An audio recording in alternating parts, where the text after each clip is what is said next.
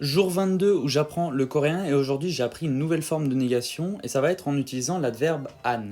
An, il remplace un peu pas qu'on utilise en français, donc quand je dis je bois pas, je mange pas, ben an c'est un peu le pas en coréen.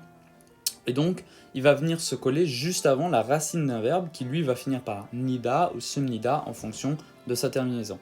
Donc si par exemple je veux dire ne pas manger, je vais dire an moksumnida.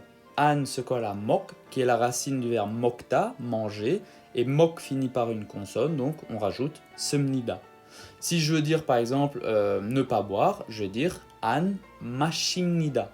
An qui vient se coller à la racine mashi, qui est la racine du verbe mashita, boire, et mashi finit par une voyelle, donc on rajoute nida.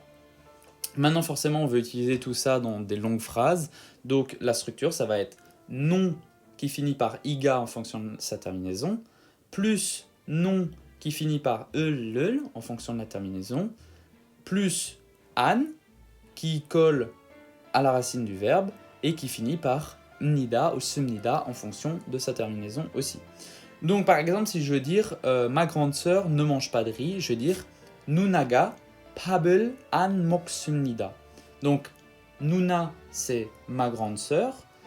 On rajoute la particule de sujet ga parce que nuna finit par une voyelle. Ensuite on a pap, pap c'est du riz. On lui ajoute la particule d'objet ul parce que pap finit par une consonne. Et ensuite on a an moksumida, donc ne pas manger. Et donc ça fait ma grande sœur, qui est le sujet, ne mange pas de riz qui est l'objet. Donc voilà, c'est pas super compliqué en vrai, il faut juste avoir pareil du vocabulaire et savoir structurer une phrase, donc créer une phrase. Mais voilà, c'est pas trop compliqué, j'espère que vous avez compris.